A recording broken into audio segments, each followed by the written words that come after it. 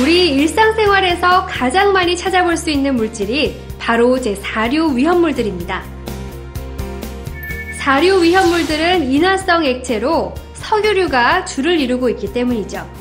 휘발유, 경유, 등유, 아세톤 등 생활에서 흔히 접할 수 있는 만큼 화재 위험 또한 더 크다고 할 수 있겠습니다. 4류 위험물이 더욱 위험한 건 대단히 인화하기 쉽다는 사실 외에 공기보다 무겁고 공기가 약간만 혼합되어 있어도 연소하기 쉬운 유증기 때문입니다. 몇 가지 실험으로 예를 들어볼까요? 자, 이건 주로 여성분들이 매니큐어 지울 때 사용하는 리무버라는 제품이지만 화학약품인 아세톤과 동일한 성분으로 화재 위험성이 있습니다. 자, 화장솜을 아세톤에 적신 후 역하시험기 윗부분에 올려놓겠습니다. 그리고 역하시험기 아랫부분에서 점화원을 가하면 불이 붙는 것을 확인할 수 있습니다. 이것은 아세톤의 유증기가 공기보다 무겁기 때문에 역하시험기 아랫부분으로 점점 내려오다 점화원을 만나는 순간 불이 붙는 실험이 되겠습니다. 자, 그럼 이번에는 유증기가 작은 불씨에도 커다란 위험성을 가지고 있다는 것을 좀 더 큰 역하시험기를 통해서 알아보도록 하겠습니다.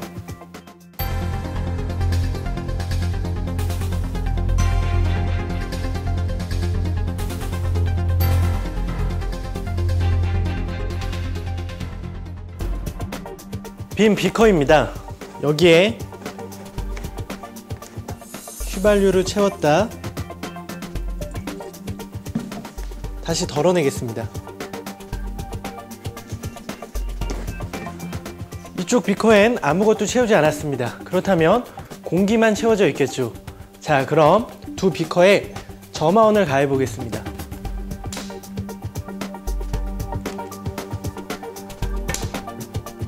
자, 보시는 바와 같이 휘발유의 유증기가 채워진 비커에 불이 붙는 것을 확인할 수 있습니다.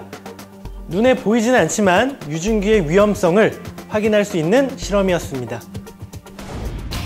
자, 유증기가 더욱 위험한 이유는 이렇게 밀폐된 공간에서는 작은 불티만으로도 큰 폭발을 이뤄낼 수 있기 때문입니다.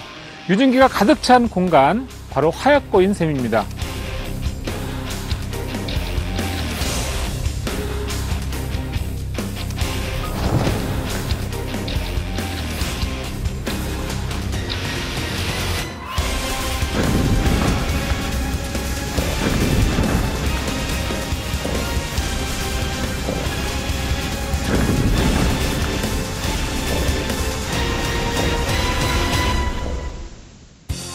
자, 이처럼 4류 위험물은 작은 스파크나 정전기에도 쉽게 폭발할 수가 있습니다.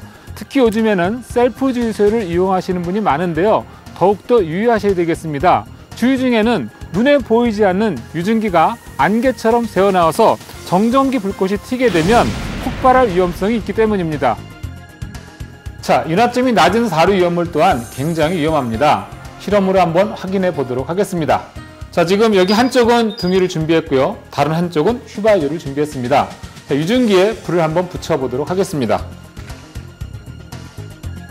자, 등유 쪽에 넣습니다. 자, 그리고 이번에는 휘발유 쪽에 성냥불을 넣어보도록 하겠습니다. 자, 등유에는 불이 붙지 않고 휘발유에는 불이 붙었습니다. 등유는 인화점이 50도가 넘어가고 휘발유는 인화점이 마이너스 43도이기 때문입니다. 제4류 위험물들의 화재나 폭발은 다양한 현상으로 나타납니다. 먼저 보일오버 현상에 대해 알아보도록 하죠. 원유나 중진류와 같이 끓는 점이 다른 성분을 가진 유류의 저장 탱크에 화재가 장시간 진행되면 유류 중 가벼운 성분이 먼저 유류 표면층에서 증발하여 연소되고 무거운 성분은 계속 축적되어 상부의 층을 이루게 되는데 이를 연료층이라 합니다. 이 연료층은 화재 진행과 더불어 점차 탱크 바닥으로 내려가게 되는데 이때 탱크 하부의 수분이 이 뜨거운 연료층의 온도에 의해 수증기로 변하면서 급작스러운 부피 팽창이 이루어지게 되죠. 부피가 팽창되면서 상층의 유류가 불이 붙은 채로 탱크 밖으로 분출하게 됩니다. 이러한 경우를 바로 보일오버 현상이라고 하죠. 이 보일오버는 탱크 화재 시 가장 위험하고 경계해야 할 현상이기도 합니다. 다음 슬로브 오버 현상에 대해 알아보도록 하죠. 점성이 큰 중진리와 같은 유류에 화재가 발생하면 유류 표면의 온도는 물이 끓는 온도 100도 이상으로 높아지게 됩니다. 이러한 고온층의 표면에 소화 작업으로 물이 주입되면 물이 급격히 증발하게 되는데요. 이때 그 부피 팽창 또한 급격히 일어나 불이 붙은 유류와 함께 탱크 밖으로 분출되는 현상을 바로 슬로브오버라고 합니다. 이 슬로브오버 현상은 유류 화재 시 물이나 포소화 약재를 방사할 경우 발생할 수 있는 현상입니다. 이제 블레비 현상에 대해 알아볼까요? 휘발유와 같이 인화점이나 빛점이 낮은 인화성 액체가 가득 채워져 있지 않은 저장 탱크 주위에 화재가 발생하여 탱크 벽면이 장시간 화염에 노출되면 탱크는 물론 내부 액체의 온도가 상승하게 됩니다. 이때 액체가 차 있지 않은 탱크의 윗부분의 온도는 매우 상승하여 재질의 인장력이 약해지고 탱크는 내부 압력을 견디지 못하고 파열되지요. 저장 탱크 윗면이 파열되면 탱크 내부의 압력은 급격히 감소되고 이로 인하여 탱크 내부의 액체는 폭발적으로 증가하게 되는데요. 이 폭발적인 증발력에 의해 액체 및 탱크의 조각과 부속품 등이 날아가게 되는데 이러한 현상을 블레비 현상이라고 합니다. 우리가 살펴봐야 할 화재, 폭발 현상이 더 남았습니다. 먼저 액면 화재라고도 불리는 풀파이어 현상부터 알아볼까요? 개방된 용기에 휘발유, 등유, 경유와 같은 사료 오염물이 저장된 상태에서 그 유증기에 불이 붙게 되어 발생하는 화재를 바로 액면 화재, 풀파이어 현상이라 합니다. 이는 화재 초기에 진화하지 않으면 진화가 어려워 보일오버나 슬로브오버 등의 현상으로 발전될 수 있는 가능성이 있습니다. 마지막으로 분출 화재라고도 하는 제트파이어 현상에 대해 살펴보겠습니다.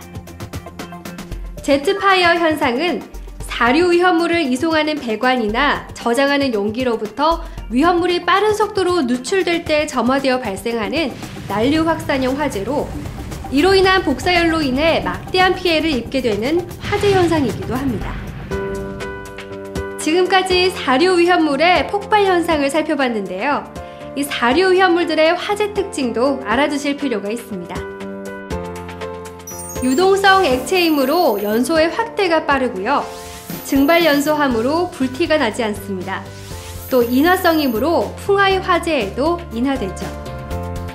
사료 위험물들은 화기 등에 의해 인화될 위험이 매우 크므로 화기 관리를 철저히 하고 직사광선을 피해 통풍이 잘 되는 곳에 보관해야 합니다. 또한 정전기 발생에 유의하고 정전기를 예방할 수 있는 안전조치를 취해야 한다는 점 또한 다시 한번 유의하시기 바랍니다. 유류가 대부분인 사료 위험물들은 일반적으로 물보다 가볍고 물에 녹지 않는 성질을 가지고 있기 때문에 주수 소화 시 화재면이 물 위에 넓게 퍼지며 확산되는 특성을 가지고 있습니다.